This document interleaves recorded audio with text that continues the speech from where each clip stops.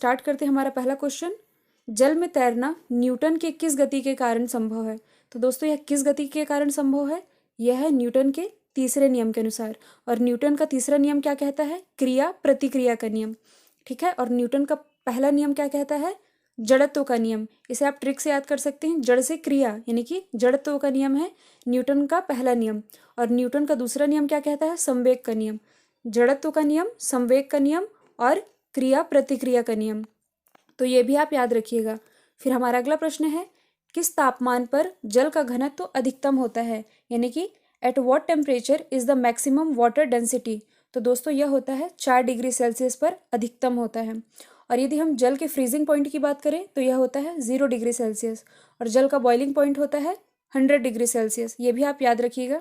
Basic question है लेकिन पूछे जाते हैं। अगला क्वेश्चन है, यंग प्रत्यास्थता गुणांक का एसआई मात्रक क्या है? यंग प्रत्यास्थता यानी कि इलास्टिसिटी कोएफिशिएंट, इसका एसआई मात्रक पूछा जा रहा है। तो दोस्तों इसका एसआई मात्रक होता है न्यूटन प्रति वर्ग मीटर। ये आप याद रखिएगा, अक्सर पूछा जाता है। फिर हमारा अगला प्रश्न है, लोहे की सुई पानी की सतह पर किस कारण तैरते रहती है? इसका कारण आपको बताना है। तो इसका कारण है पृष्ठ तनाव के कारण, यानी कि सरफेस टेंशन के कारण। ये भी आप याद रखिएगा। फिर हमारा अगला प्रश्न है, हाइड्रोलिक ब्रेक किस नियम पर कार्य करता है? हाइड्रोलिक ब्रेक यानी कि द्रव चालित ब्रेक, यह किस नियम पर कार्य करता है? तो दोस्तों यह कार्य करता है पास्कल के नियम पर। ठीक है। और पास्कल का नियम किसने प्रतिपादित किया था यदि आपसे पूछा जाए? तो यह प्रतिपादित किया था ब्लेज पास्कल ने। यह एक फ्रांसीसी गणितज्ञ थे, यह भी आप याद रखिएगा, यह एक फ्रांसीसी गणितज्ञ थे। फिर हमारा अगला प्रश्न है, दूध से क्रीम निकालने पर दूध का घनत्व, आपको बताना है कि दूध के घनत्व में क्या परिवर्तन होता है? तो दोस्तों इसमें दूध का घनत्व बढ़ता है, यानी कि मिल्क डेंसिटी इंक्रीज होती है। ये भी आप याद रखिएगा। फिर हमारा अगला प्रश्न है, लंबाई की न्यूनतम इकाई है, आपको बताना है मिनिमम यूनिट ऑफ लेंथ। तो दोस्तों यह होती है फर्मी। ठीक है। और एक फर्मी बराबर कितना होता है दोस्तों? तो एक फर्मी बराबर होता है 10⁻⁻15 मीटर। ये भी आप याद रखिएगा। और एक माइक्रोन बराबर कितना होता है? तो एक माइक्रोन बराबर होता है 1 माइक्रोन बराबर क्या होता है? 10⁻⁻6 मीटर। और एक नैनोमीटर बराबर कितना होता है? 10⁻⁻9 मीटर। और एक एंगस्ट्रम बराबर कितना होता है? 10⁻⁻10 मीटर। और एक फर्मी बराबर कितना बताया है मैंने? 10⁻⁻15 मीटर। ये भी आप याद रखिएगा। फिर हमारा अगला प्रश्न है, प्रथम विश्व युद्ध में निम्नलिखित में से किस एक रासायनिक आयुध यानी कि केमिकल वेपन के रूप में प्रयोग किया गया था? तो दोस्तों यह किया गया था मस्टर्ड गैस का। इसे सल्फर मस्टर्ड भी कहते हैं। और इसका सूत्र होता है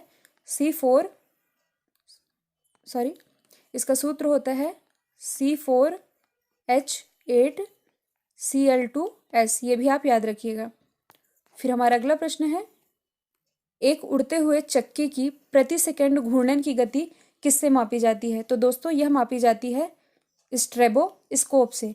अच्छा, बैरोमीटर से क्या मापा जाता है? तो दोस्तों बैरोमीटर से वायु दाब मापा जाता है, यह आपको पता होगा। और एनीमोमीटर से क्या मापा जाता है? तो एनीमोमीटर से वायु की गति मापी जाती है। और हाइग्रोमीटर से क्या मापा जाता है? तो दोस्तों हाइग्रोमीटर से आर्द्रता मापी जाती है, यानी कि ह्यूमिडिटी मापी जाती है। ये भी आप याद रखिएगा। फिर हमारा अगला प्रश्न है, पानी में घुली हुई कौन सी गैस उसे क्षारीय बना देती है? तो दोस्तों पानी में घुली हुई अमोनिया गैस उसे क्षारीय बनाती है। और अमोनियम का सूत्र क्या होता है? ये भी आपसे पूछा जाता है। तो दोस्तों अमोनियम का सूत्र होता है NH3। और अमोनिया की यदि हम बात करें तो अमोनिया एक तीक्ष्ण गंध वाली रंगहीन गैस होती है। ये भी आपको पता होना चाहिए। फिर हमारा अगला प्रश्न है, कपड़े में से जंग के धब्बे हटाने के लिए निम्नलिखित में से किसे प्रयुक्त किया जाता है? तो दोस्तों इसमें प्रयुक्त किया जाता है ऑक्जेलिक एसिड को। और इसका सूत्र क्या होता है? दोस्तों इसका सूत्र होता है C2H2O4, ऑक्जेलिक एसिड। ये भी आप याद रखिएगा। फिर हमारा अगला प्रश्न है, निम्नलिखित में से किस यौगिक का उपयोग अग्निरोधक कपड़ा बनाने में किया जाता है? तो दोस्तों यह किया जाता है एल्यूमिनियम सल्फेट का। एल्यूमिनियम सल्फेट का उपयोग किया जाता है अग्निरोधक कपड़ा बनाने के लिए। और इसका सूत्र को क्या होता है? इसका सूत्र होता है Al2SO4 3। यह सूत्र होता है एल्यूमिनियम सल्फेट का, ये भी आप याद रखिएगा। फिर हमारा अगला प्रश्न है, रक्तस्राव को रोकने के लिए किस एल्यूमिनियम लवण का उपयोग किया जाता है? तो दोस्तों किसका उपयोग किया जाता है? पोटेशियम एलम का। और इसका सूत्र क्या होता है? इसका सूत्र होता है दोस्तों KAlSO4 इसका सूत्र आप याद रखिएगा, पोटेशियम एलम। और आपको मालूम होना चाहिए रक्त का थक्का बनने के लिए कौन सा विटामिन सहायक होता है? तो दोस्तों रक्त का थक्का बनने के लिए विटामिन के सहायक होता है, यह भी आपको मालूम होना चाहिए। फिर हमारा अगला क्वेश्चन है, गैलेना का रासायनिक नाम क्या है? ठीक है, तो दोस्तों गैलेना सीसा का अयस्क होता है, आप सभी को मालूम होगा। और इसमें पूछा जा रहा है इसका रासायनिक नाम क्या है? तो दोस्तों गैलेना का रासायनिक नाम होता है लेड सल्फाइड। और इसे हम किससे प्रदर्शित करते हैं? इसे हम PbS से प्रदर्शित करते हैं। फिर हमारा नेक्स्ट क्वेश्चन है, मोबाइल फ़ोन बैटरियों में निम्नलिखित में से कौन सी एक धातु प्रयोग में लाई जाती है? तो दोस्तों इसमें प्रयोग में लाई जाती है लिथियम। और लिथियम क्या है आपको मालूम होना चाहिए। तो सबसे हल्की धातु होती है लिथियम, और सबसे भारी धातु क्या होती है? तो वह होती है ऑस्मियम, ये भी आपको पता होना चाहिए। फिर हमारा अगला प्रश्न है, फ्लैश लाइट और लेज़र में किस गैस का उपयोग होता है? तो दोस्तों इसमें कौन सी गैस का प्रयोग होता है? जिनॉन का, यह अक्रिय गैस है। और इसका यदि आपसे परमाणु क्रमांक पूछा जाए तो इसका परमाणु क्रमांक होता है 54, ये भी आप याद रखिएगा। फिर हमारा अगला प्रश्न है, तारों से आती रोशनी से तारों की डैश डैश डैश, यानी कि आपको फिल इन द ब्लैंक करना है, किसका पता चलता है? तो दोस्तों इससे तारों के तापमान का, यानी कि टेम्परेचर का पता चलता है। फिर हमारा अगला प्रश्न है, टेबल सॉल्ट का रासायनिक नाम क्या है? तो दोस्तों टेबल सॉल्ट का रासायनिक नाम होता है सोडियम क्लोराइड। और इसका सूत्र क्या होता है?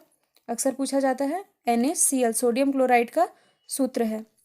फिर हमारा अगला प्रश्न है, बर्फ़ पर चलना मुश्किल होता है, इसमें आपको रीज़न बताना है। तो बर्फ़ पर चलना क्यों मुश्किल होता है? घर्षण की अनुपस्थिति के कारण, यानी कि अब्सेंस ऑफ फ्रिक्शन के कारण बर्फ़ पर चलना मुश्किल होता है। फिर हमारा अगला प्रश्न है, किडनी का मुख्य कार्य क्या है? इसमें वर्क ऑफ किडनी बताना है। तो दोस्तों इसका मुख्य कार्य होता है शरीर से अशुद्ध पदार्थों को बाहर निकालना, यानी कि to remove impurities from the bodies, यह होता है किडनी का मुख्य कार्य।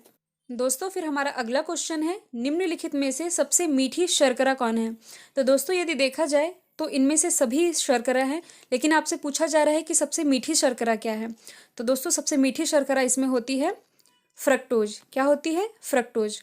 और एक चीज़ मैं आपको बता दूं, ग्लूकोज और फ्रक्टोज दोनों का ही सूत्र होता है C6H12O6। Sorry for previous video, मैंने यहाँ पे C2H12O6 बता दिया था, प्लीज़ आप उसे करेक्ट कर लीजिएगा। इसका सूत्र होता है C6H12O6। और एक चीज़ दोस्तों, मैं यहाँ पे आपको सुक्रोज का भी सूत्र बता देती हूँ।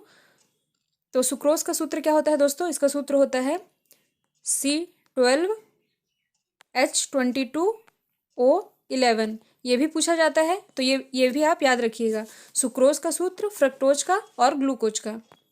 फिर हमारा अगला प्रश्न है, हवाओं की ऊर्जा होती है, तो आपको बताना है कि हवाओं की ऊर्जा क्या होती है? तो दोस्तों यह होती है केवल गतिज ऊर्जा, यानी कि ओनली काइनेटिक एनर्जी। फिर हमारा अगला प्रश्न है, बोलोमीटर किसके मापन की एक युक्ति है? तो दोस्तों यह किसके मापन की युक्ति है? यह है ऊष्मीय विकिरण की, सॉरी यहाँ पे विकिरण बस लिखा है, यह है ऊष्मीय विकिरण के मापन की युक्ति। और यानी कि थर्मल रेडिएशन को मापा जाता है किससे? बोलोमीटर से। और दाब मापने की युक्ति क्या है? तो दोस्तों बैरोमीटर से दाब मापा जाता है। और पौधों में वृद्धि किससे मापा जाता है? तो दोस्तों यह मापा जाता है क्रेस्कोग्राफ से। और वायु की गति किससे मापी जाती है? तो यह मापी जाती है अनीमोमीटर से। और बोलोमीटर से क्या नापा जाता है? Thermal radiation. फिर हमारा नेक्स्ट क्वेश्चन है, डायलिसिस या इसे हिंदी में कहते हैं अपोहन। तो आपको बताना है कि डायलिसिस मशीन का आविष्कार किसने किया था? तो दोस्तों यह किया था कोल्फ ने। किसने? कोल्फ ने, ये भी आप याद रखिएगा। फिर हमारा नेक्स्ट क्वेश्चन है, विश्व मलेरिया दिवस कब मनाया जाता है? तो दोस्तों विश्व मलेरिया दिवस कब मनाया जाता है? यह मनाया जाता है 25 अप्रैल को, यानी कि अभी मनाया गया था 25 अप्रैल। और इसे मनाता कौन है? तो दोस्तों इसे मनाता है WHO। और एक चीज़ मैं आपको बता दूं, अभी ही 2 राष्ट्रों को मलेरिया मुक्त घोषित किया गया है। और वो 2 राष्ट्रों का नाम क्या है? तो दोस्तों उन 2 राष्ट्रों का नाम है अर्जेंटीना और अल्जीरिया। इन दोनों राष्ट्रों को मलेरिया मुक्त घोषित किया गया है। और अभी हाल ही में खसरा मुक्त राष्ट्र भी किसी को घोषित किया गया है। उस राष्ट्र का क्या नाम है? तो दोस्तों अभी हाल ही में श्रीलंका को खसरा मुक्त घोषित किया गया है। ठीक है। और भारत सरकार ने एक लक्ष्य भी रखा है स्वास्थ्य से रिलेटेड, आपको मालूम होना चाहिए। यह टारगेट यह है कि 2025 तक भारत को टीबी मुक्त बना दिया जाएगा, तो ये भी आप याद रखिएगा। फिर हमारा अगला क्वेश्चन है, ध्वनि का प्रभाव मानव कान में कितने समय तक रहता है? तो दोस्तों कितने समय तक रहता है? यह रहता है 1/10 सेकेंड तक। ठीक है। और ध्वनि मापन की इकाई क्या है? डेसिबल। ये भी आपको मालूम होना चाहिए। फिर हमारा अगला प्रश्न है, अस्थि में यानी कि बोन्स में कौन सा प्रोटीन पाया जाता है? तो दोस्तों यह पाया जाता है ओसिन प्रोटीन पाया जाता है। कहाँ पाया जाता है? हड्डियों में। हड्डियों की बात आई है तो मानव शरीर की सबसे बड़ी हड्डी कौन होती है? तो दोस्तों वह होती है फीमर, जो कि जांघ में पाई जाती है। और यदि आपसे सबसे छोटी हड्डी पूछा जाए तो वह होती है स्टेपीज, जो कहाँ पाई जाती है? कान में यानी कि ईयर में। फिर हमारा अगला क्वेश्चन है, सुगर बेबी किसकी प्रजाति है? तो दोस्तों सुगर बेबी है तरबूज की प्रजाति। फिर हमारा अगला प्रश्न है, चर्म रोग किस विटामिन की कमी के कारण होता है? तो दोस्तों यह होता है विटामिन B6, यहाँ पे B6 होगा। विटामिन B6 की कमी के कारण होता है चर्म रोग। और विटामिन B6 का रासायनिक नाम क्या है? तो इसका रासायनिक नाम है पायरिडॉक्सी। क्या नाम है? पायरिडॉक्सी। और विटामिन B12 इसमें कोबाल्ट पाया जाता है, ये भी आप याद रखिएगा। और इसका रासायनिक नाम क्या है? तो दोस्तों इसका रासायनिक नाम होता है साइनोकोबाल्मिन। और विटामिन, उसके रासायनिक नाम और उससे होने वाले रोगों की मैंने ट्रिक भी बनाई है। यदि आप लोगों ने नहीं देखी तो ऑनलाइन स्टडी पॉइंट के प्लेलिस्ट में जाकर जरूर देखिएगा। और विटामिन B3 का रासायनिक नाम क्या है दोस्तों? यह है नियासिन। ठीक है। और विटामिन सी का जो रासायनिक नाम है दोस्तों, सबसे इंपॉर्टेंट तो इससे होने वाला रोग पूछा जाता है। तो विटामिन सी की कमी से कौन सा रोग होता है? स्कर्वी। और विटामिन सी मोस्टली खट्टे फलों में पाया जाता है, लेकिन आपसे सबसे ज़्यादा पूछा जाए कि सबसे ज़्यादा किस में पाया जाता है, तो दोस्तों सबसे ज़्यादा यह पाया जाता है आंवले में। ये भी आप याद रखिएगा। फिर हमारा अगला क्वेश्चन है, यकृत में भविष्य के लिए कौन सा विटामिन भंडारित होता है? तो दोस्तों यह भंडारित होता है विटामिन ए। और विटामिन ए का रासायनिक नाम क्या है? रेटिनॉल। ठीक है। और विटामिन ई का रासायनिक नाम क्या है? टोकोफेरल। और विटामिन डी का रासायनिक नाम क्या है? तो कैल्सीफेरल। यह क्वेश्चन आपसे इस तरीके से भी पूछा जा सकता है कि लीवर में कौन सा विटामिन संचित रहता है? तो लीवर यानी कि यकृत सेम चीज़ें हैं, तो वह विटामिन ए ही संचित रहता है, ये भी आप याद रखिएगा। और रतौंधी किससे होता है? तो विटामिन ए की कमी से रतौंधी होता है, ये भी आपको मालूम होना चाहिए। फिर हमारा अगला क्वेश्चन है, 20 हर्ट्ज से 20,000 हर्ट्ज बारंबारता की ध्वनि क्या है?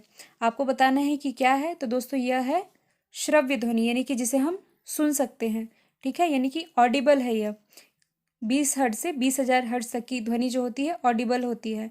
और 20 हर्ट्ज से जो कम की ध्वनि होती है वह अवश्रव्य होती है, यानी कि इंफ्रासोनिक होती है। और जो 20,000 हर्ट्ज से ज़्यादा की होती है वह कहलाती है अल्ट्रासोनिक। 20 हर्ट्ज से कम इंफ्रासोनिक, 20 से 20,000 हर्ट्ज तक की ऑडिबल, और अल्ट्रासोनिक कहलाती है 20,000 हर्ट्ज से ज़्यादा की ध्वनि। ये भी आप याद रखिएगा। फिर हमारा अगला क्वेश्चन है, अफ्रीका के काली त्वचा वाले व्यक्ति ब्रिटेन के सफ़ेद त्वचा वाले व्यक्ति की तुलना में, तो आपको सही ऑप्शन चुनना है। तो दोस्तों ये अधिक गर्मी महसूस करते हैं। ठीक है, क्यों करते हैं? क्योंकि काली त्वचा या काली वस्तु सफ़ेद त्वचा या सफ़ेद वस्तु के मुकाबले में अधिक ऊष्मा का अवशोषण करती है। इसलिए आप लोगों ने सुना भी होगा, पढ़ा भी होगा, इसलिए गर्मी में हमें वाइट कपड़े पहनने की सलाह दी जाती है। तो इसका रीज़न यही है। फिर हमारा अगला क्वेश्चन है, सूर्य का कौन सा भाग सोलर कुकर को गर्म कर देता है? तो दोस्तों यह गर्म करता है अवरक्त किरणें, यानी कि इंफ्रारेड रे। ठीक है, ये भी आप याद रखिएगा। और एक चीज़ पूछा जाता है कि सोलर कुकर में कौन सा दर्पण प्रयोग किया जाता है? तो वह किया जाता है अवतल दर्पण, ये भी आपको मालूम होना चाहिए। फिर हमारा अगला क्वेश्चन है, निम्नलिखित में से किसे पायरोमीटर कहा जाता है? तो किसे कहा जाता है? तो दोस्तों विकिरण तापमापी को पायरोमीटर कहा जाता है, यानी कि रेडिएशन थर्मोमीटर। और इसका प्रयोग कहाँ पे किया जाता है पायरोमीटर का या विकिरण तापमापी का? तो 800 डिग्री सेल्सियस से ज़्यादा का तापमान मापा जाता है, किससे? पायरोमीटर से। यह बेसिकली तो उच्च ताप मापने के लिए प्रयोग किया जाता है। जैसे सूर्य का ताप भी आपसे पूछा जाता है कि किससे मापा जाता है, तो यह पायरोमीटर से मापा जाता है, यह भी आप याद रखिएगा। फिर हमारा नेक्स्ट क्वेश्चन है, बर्नौली का सिद्धांत निम्नलिखित में से किसके संरक्षण का प्रकथन है? तो दोस्तों यह है ऊर्जा संरक्षण का, यानी कि एनर्जी कंजर्वेशन का प्रकथन है, यह भी आपको मालूम होना चाहिए। फिर हमारा अगला क्वेश्चन है, बल की परिभाषा आती है, तो न्यूटन के किस नियम से बल की परिभाषा आती है? Definition is force comes from आपको बताना है, तो यह आती है दोस्तों न्यूटन के पहले नियम से, ठीक है। और न्यूटन के तीनों नियम मैंने आपको बता दिए हैं। और आपसे ये भी पूछा जाता है कि बल का एसआई मात्रक क्या होता है, यानी कि फोर्स का एसआई मात्रक, तो दोस्तों बल का एसआई मात्रक होता है न्यूटन, ये भी आप याद रखिएगा। फिर हमारा अगला क्वेश्चन है, हर्ट्ज क्या मापने की यूनिट है? तो दोस्तों बहुत बेसिक क्वेश्चन है, लेकिन आपको ये 4 ऑप्शन देके कन्फ्यूजन हो सकता है। मैं आपको बता दूं हर्ट्ज मापने की यूनिट क्या है, तो यह है तरंगों की आवृत्ति। तरंगों की आवृत्ति मापी जाती है हर्ट्ज से, ये भी आप याद रखिएगा। फिर हमारा अगला क्वेश्चन है, भौतिक मात्रा ज्योति की इकाई है, तो दोस्तों ज्योति की इकाई क्या है? यह है लक्स। फिर हमारा नेक्स्ट क्वेश्चन है, एसआई सिस्टम में तापमान की इकाई क्या है, यानी टेम्परेचर की इकाई बताना है आपको एसआई में, तो यह होती है दोस्तों केल्विन, ठीक है। फिर हमारा नेक्स्ट क्वेश्चन है, किलोवाट घंटा किसकी इकाई है, यानी कि किसकी यूनिट है आपको बताना है, तो यह है विद्युत ऊर्जा की, यानी कि इलेक्ट्रिकल एनर्जी की। तो दोस्तों ये थे साइंस से रिलेटेड टॉप 40 एमसीक्यू। और ये वीडियो कैसा लगा कमेंट बॉक्स में ज़रूर बताइएगा। लाइक शेयर सब्सक्राइब करना बिल्कुल मत भूलिएगा। आज के लिए इतना ही, थैंक यू सो मच।